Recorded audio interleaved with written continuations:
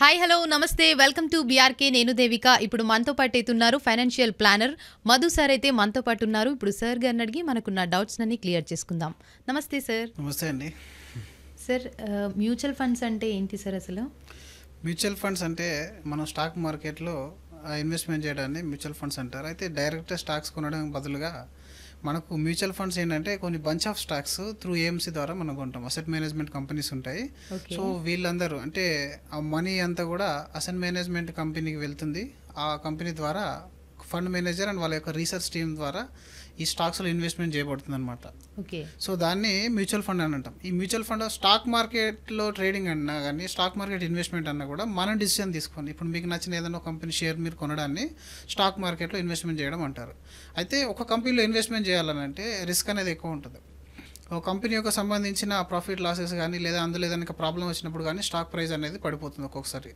So దాన్ని మనం analyse చేయలేము. ఒక్కొక్క స్టాక్ పైన మనం ఇన్వెస్ట్మెంట్ చేస్తూ వాళ్ళ యొక్క బిజినెస్ ఎలా ఉంది, ఆ తర్వాత జీడిపి ఎలా ఉంది బయట, ఇంకా ఏదైనా ఫండమెంటల్గా ఏదైనా ప్రాబ్లం ఉందా కంపెనీలో అనేది మనం చూడలేం. కాబట్టి మన డబ్బుని త్రూ అయిన ఏఎంసీ ఒక మంచి రీసెర్చ్ సపోర్ట్ ఉన్న అసెట్ మేనేజ్మెంట్ కంపెనీ ద్వారా ఫండ్ మేనేజర్ యొక్క రీసెర్చ్ సపోర్ట్ ద్వారా వాళ్ళు బంచ్ ఆఫ్ స్టాక్స్ని కొనడాన్ని మ్యూచువల్ ఫండ్ అని అంటారు. అంటే మీరు పెట్టే అది 500 కావచ్చు, 1000 రూపాయలు కావచ్చు, ఎంతైనా కానివ్వండి, అది దాదాపు ఒక 40 నుంచి 50 స్టాక్స్లోకి వెళ్తుంది అనమాట. సో అందులో డిఫరెంట్ మ్యూచువల్ ఫండ్స్ అనేవి ఉంటాయి. మన రిస్క్ కెపాసిటీ బట్టి వాళ్ళు మ్యూచువల్ ఫండ్లో ఇన్వెస్ట్మెంట్ అనేది చేస్తారు.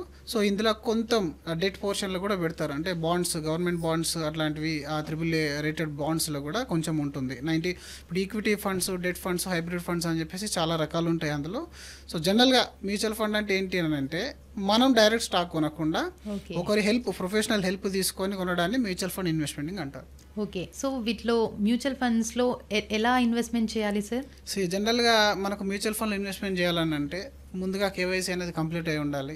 అంటే నో యువర్ కస్టమర్ అంటారు దాన్ని. సో కేవైసీ అనేది కంప్లీట్ అయిన తర్వాత మనకు NRI investor plus local domestic investor 2 రకాలు ఉంటారు. అంటే డొమెస్టిక్ ఇన్వెస్టర్ అంటే ఇప్పుడు మీరు ఇండియాలో ఉంటారు, ఇండియాలో మనీ సంపాదించుకొని ఇన్వెస్ట్మెంట్ చేస్తారు. దానికి జనరల్గా నార్మల్ కేవైసీ సరిపోతుంది. ఎన్ఆర్ఐ బయట అయితే మీకు ఎన్ఆర్ఐ కేవైసీ అనేది చేసుకోవాలి.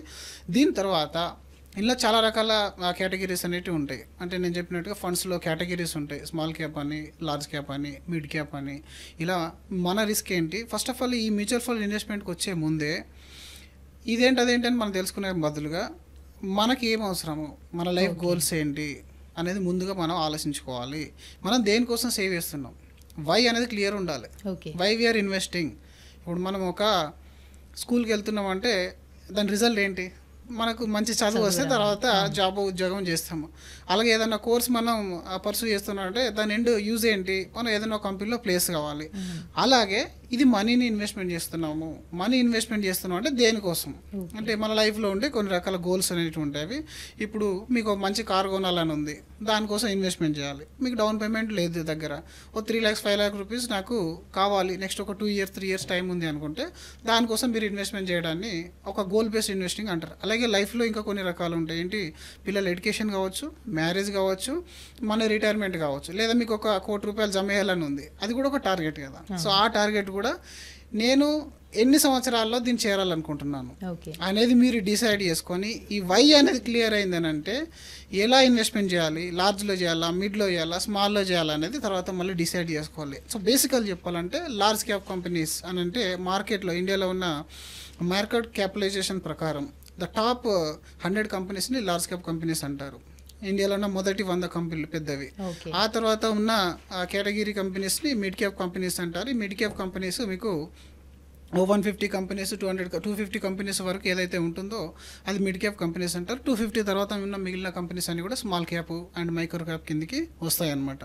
సో ఈ లార్జ్ క్యాప్ కంపెనీస్ అంటే ఏంటంటే వీటి యొక్క బిజినెస్ ఆల్రెడీ స్టాండర్డ్గా సెట్ అయి ఉంటుంది. ఫర్ ఎగ్జాంపుల్ HDFC బ్యాంక్ ఉంది. HDFC బ్యాంక్ అనేది ఒక లార్జ్ క్యాప్ కంపెనీ. ఈ లార్జ్ క్యాప్ కంపెనీస్లో ఏంటంటే మరీ అంత వొలటాలిటీ అనేది ఉండదు, అలాగని రిటర్న్ మరీ ఎక్కువగా కూడా ఉండదు. సో జనరల్గా ఇది స్టడీ ఆఫ్ పోర్ట్ఫోలియో కోసం లార్జ్ క్యాప్లో కొంత ఇన్వెస్ట్మెంట్ చేస్తారు. దీనిలో మీరు స్మాల్ క్యాప్ తీసుకున్నట్టయితే ఈ కొత్తగా స్టాక్ మార్కెట్లోకి వచ్చిన కంపెనీస్ ఉంటాయి. సో వీటిలో ఏంటంటే ఇప్పుడు మీరు ఏదైనా కొత్త బిజినెస్ స్టార్ట్ చేశారనుకోండి, ఒక్కొక్కసారి ఒక 1 yearలోనే అది డబుల్ అయ్యే ఛాన్స్ ఉంటుంది, 50% లాస్లో వెళ్ళే ఛాన్స్ కూడా ఉంటుంది. సో ఇట్లా సింపుల్గా అర్థం చేసుకోవాలంటే స్మాల్ క్యాప్ ఇలాంటిది అనమాట. హై రిటర్న్ ఉంటుంది, హై రిస్క్ కూడా ఉంటుంది. ఈ మిడిల్లో ఉన్నదని మిడ్ క్యాప్ అంటారు. లో రిస్క్ లో రిటర్న్ అలా విధంగా అంటే మోడరేట్ రిటర్న్ అనేది ఉంటుంది. వీటన్నిటిలో డైవర్సిఫైడ్ చేసి ఇన్వెస్ట్మెంట్ అనేది చేసుకోవాలి మనం. అంటే మనం పెట్టే ఆ ₹1,00,000 కానీ లేదా 50,000 ఎస్ఐపి 20,000 ఎస్ఐపి మీరు స్టార్ట్ చేసినప్పుడు కంప్లీట్ ఆల్ దిస్ సెక్టర్లోకి వెళ్ళేటలాగా మనం ప్లాన్ చేసుకోవాలి. ఇంతే కాకుండా మనకి ఇలా థీమాటిక్ అని సెక్టర్ అని చాలా రకాలు ఉంటాయి. ఫైనాన్షియల్ ఎక్స్పర్ట్తో కూర్చుంటే మీకు ఇదంతా ఈజీగా అర్థమైపోద్ది అనమాట. ఫస్ట్ మీరు నేను దేనికోసం సేవ్ చేయాలనుకుంటున్నాను, నాకు ఎంత డబ్బు అవసరము, ఎన్ని సంవత్సరాల్లో అవసరం, ఇది మీరు ముందుగా క్లియర్ అయితే ఏ ఫండ్స్లో ఇన్వెస్ట్మెంట్ చేయాలనేది నెక్స్ట్ క్వశ్చన్ ఉంటుందన్నమాట. సో ఈ విధంగా మనం ప్లాన్ చేసుకోవాలి. సో సార్ ఇప్పుడు ఈ ఇన్వెస్ట్మెంట్ చేయాలనుకున్న వాళ్ళకు మీరు ఇచ్చే సలహాలు ఏంటి సార్? జాగ్రత్తలు, ఎలాంటి జాగ్రత్తలు తీసుకోవాలి? జాగ్రత్తలు ఏంటంటే ఫస్ట్ ఆఫ్ ఆల్ ఈక్విటీ అనేది ఫిక్స్డ్ డిపాజిట్ లాంటిది కాదు. మనం ఈరోజు బ్యాంకులో ఫిక్స్డ్ డిపాజిట్ చేస్తున్నామనంటే అది ప్రతి సంవత్సరం ప్రతిరోజు ప్రతి నెల పెరుగుతూనే ఉంటుంది. ఎందుకంటే అక్కడ రిటర్న్ అనేది ఫిక్స్డ్ 7%, 6.5% అనేది ఫిక్స్గా పెరుగుతూనే ఉంటుంది. అప్పుడు మీరు పెట్టిన ఇన్వెస్ట్మెంట్ అనేది ఎవ్రీడే మీకు గ్రోత్ కనబడుతూ ఉంటుంది, ఎవ్రీ ఇయర్ గ్రోత్ కనబడుతూ ఉంటుంది. But stock market, mutual fund ఇవేంటంటే కొంచెం వొలటైల్ ఉంటుంది అనమాట. అప్స్ అండ్ డౌన్స్ అనేది కామన్, వెరీ వెరీ కామన్.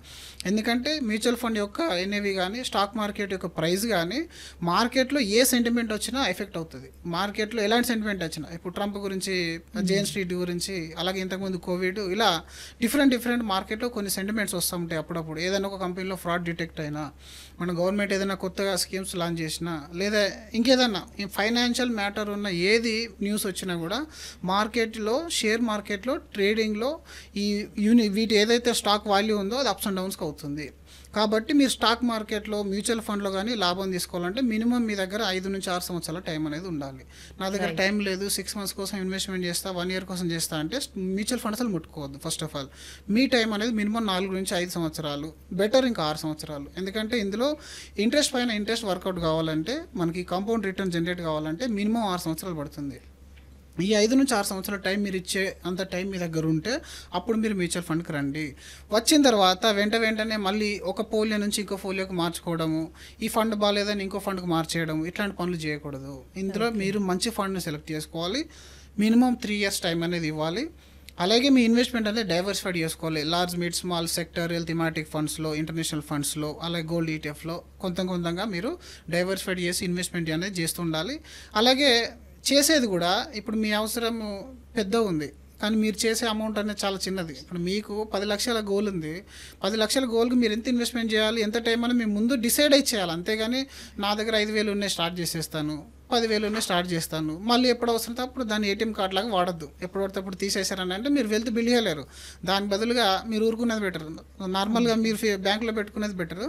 ఎందుకంటే మీరు అలా తీయడం స్టార్ట్ అయింది అనుకోండి, ఆఫ్టర్ 1 ఇయర్ మీకు ఏదో అవసరం వచ్చింది, అప్పటికి మార్కెట్ ఒక 20% పడింది, మీరు పెట్టిన ₹1,00,000 కాస్త 80,000 అవుతుంది, మీరు 80,000 తీసేయాల్సి వస్తుంది. అప్పుడు అంటే ఏమైంది, మనకు ఉన్న దాంట్లో ఇంకా 20% లాస్ అయిపోయినాం. కాబట్టి ఇంకొకటి, మార్కెట్లో ఈ రోజులో మీరు ఏ సోషల్ మీడియాలో చూసినా జర ఇన్స్టాగ్రామ్లో అక్కడిక్కడ 30%, 40% మీకు రిటర్న్ వస్తున్నాయని చెప్పి చెప్తున్నారు. అలా రాదండి. అసలు చాలామంది జాగ్రత్తగా ఇది వినాలి.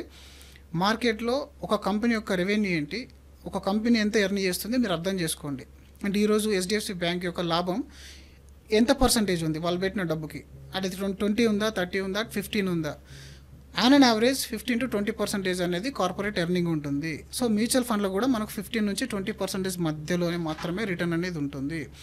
మీరు ఇందులో 30% లాస్ట్ కోవిడ్లో మార్కెట్ చాలా ఫాల్ అయింది, దాని తర్వాత ఇప్పుడు 35%, 40% రిటర్న్ ఇచ్చిన మ్యూచువల్ ఫండ్స్ ఉన్నాయి. దిస్ ఇస్ నాట్ స్టాండర్డ్, ఇది స్టాండర్డ్ కాదు. మీరు అదే ఉద్దేశంతో వచ్చి అరే నాకు 5 ఇయర్స్లో అంతకుముందు మా ఫ్రెండ్కి వచ్చి నాకు రాలేదని తర్వాత ఫీల్ అవ్వద్దు. 15 నుంచి 18% అనేది ఫేర్ ఎక్స్పెక్టేషన్. అంటే 15 అంటే మీరు ఈ రోజు ₹1,00,000 పెడితే అది డబుల్ అవ్వడానికి మినిమం 5 సంవత్సరాలు పడుతుంది. Thank you sir. Thank you madam.